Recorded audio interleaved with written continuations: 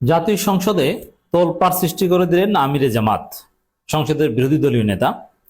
এবং এক কথায় বললে যে সরকারি দলের পুরো সেট আপকে বিব্রত করে দিয়েছেন আমিরে জামাত, যার ফলে আমিরে জামাতের সাথেও কিছুটা অস্বাভাবিক আচরণ করেছেন মাননীয় স্পিকার, যেটা একদম ঠিক হয়নি।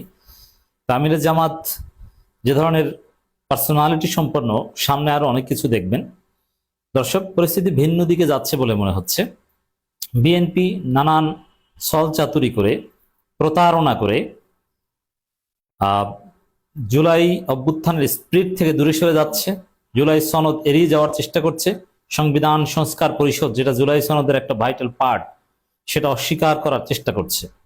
কিন্তু বিএনপির লেজ ধরে টেনে জুলাই সনদের মধ্যে ঢুকানোর চেষ্টা করছেন আমিরে জামাত।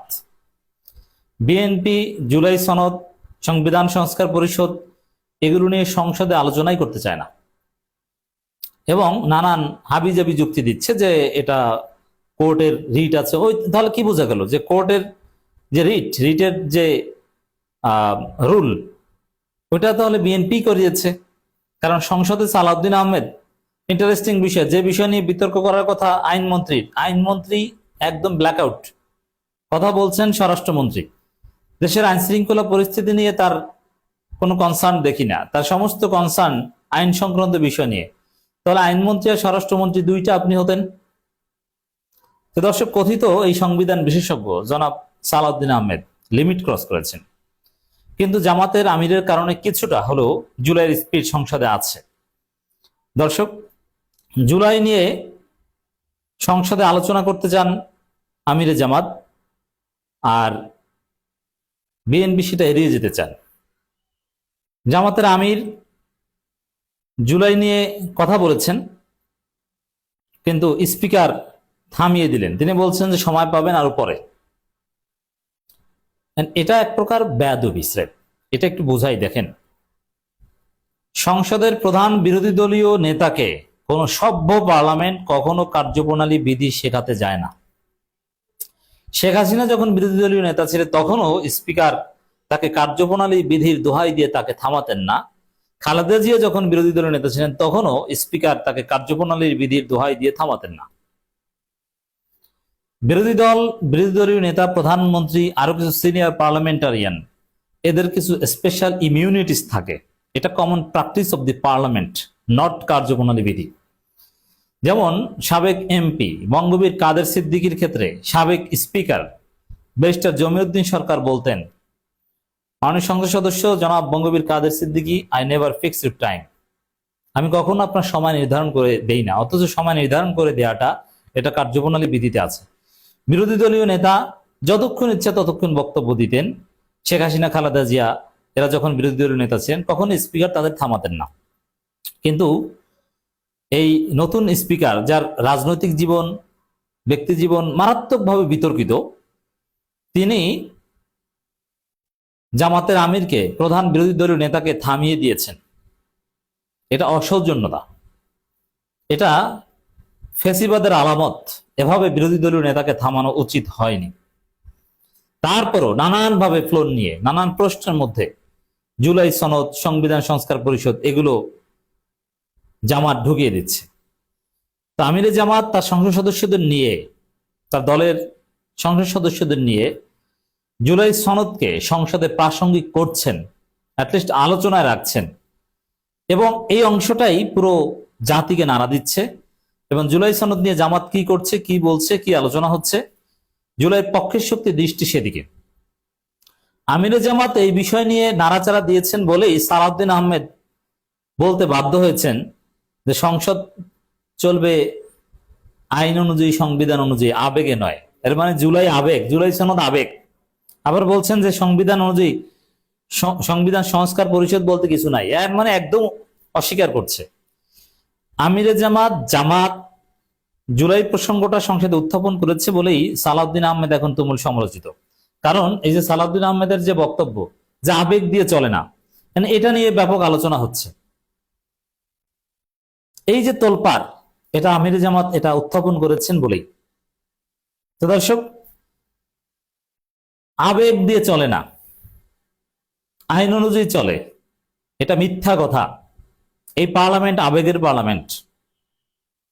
কারণ হাসিনার যে পতন হয়েছে এটা আবেগের মাধ্যমে হয়েছে, কোনো আইন সংবিধান অনুযায়ী হাসিনার পতন হয়নি। আচ্ছা, কোন আইনে কোন সংবিধান আছে যে প্রধানমন্ত্রী পালিয়ে যাবে, তিনি এইভাবে পদত্যাগ করবেন, তারপরে একটা অন্তর্বর্তী সরকার আসবে, যে অন্তর্বর্তীকালীন সরকারের অস্তিত্ব সংবিধানে নাই, কোনো আইনে নাই।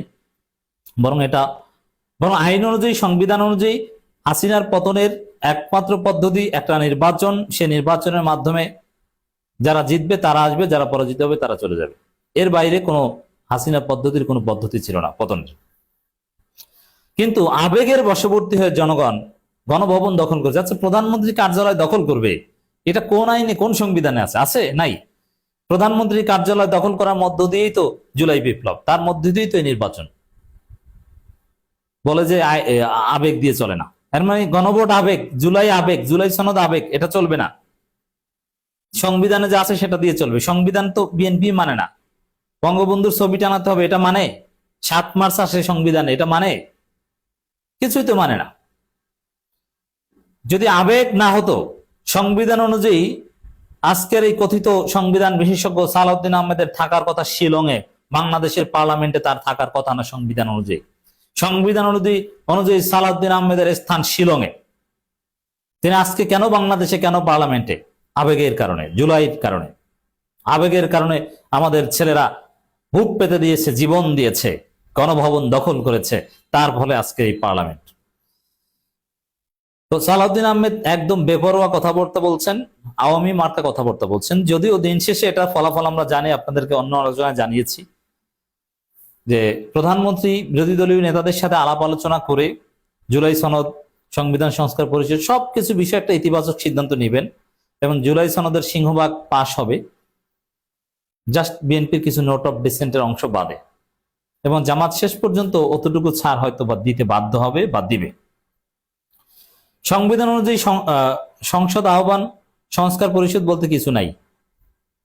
চিন্তা করেছেন? অথচ এটাতে সাইন করেছিল বিএনপি। বলা যে আদেশ, এটা কি আইন নাকি আমি জানি না, এটা আইনও না অধ্যাদেশও না, অতএব এটা অনুমোদনের সুযোগ নেই। মানে ইউনূস সরকারের অধ্যাদেশগুলো সব অনুমোদনের জন্য সংসদীয় কমিটিতে পাঠিয়েছে, ইন্টারনাল কমিটিতে, কিন্তু জুলাই সনদ পাঠায় না, ওটা বাতিল। কেন? বলে যে জুলাই সনদ এটা তো অধ্যাদেশ না, আদেশ। আর আদেশ কি? আদেশ তো কোনো আইন না। অথচ সংবিধান 152 নম্বর অনুচ্ছেদে স্পষ্টভাবে লেখা আছে যে আইনের সংজ্ঞায় আদেশ আইন।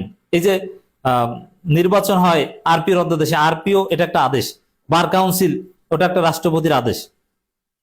শত শত আদেশ আছে যেটা আইন, রাষ্ট্রপতির আদেশ আইন। তো এরকম আদেশ, জুলাই সনদ এটা একটা আইন, এই আইন মানা বাধ্যতামূলক সংসদের জন্য। অথচ সালাউদ্দিন আহমেদ এটা বলছেন যে এটা কিছুই না।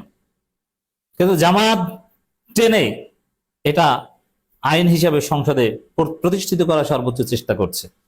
এই জন্য সংসদে অনেক আলোচনা হয়, কিন্তু দিন শেষে জুলাই সনদ, জামাতের ভূমিকা, বিরোধী দলীয় সংসদ সদস্যদের ভূমিকাই আলোচিত হচ্ছে এবং জাতির দৃষ্টি, আশা ভরসার জায়গা একমাত্র ওই জায়গায়।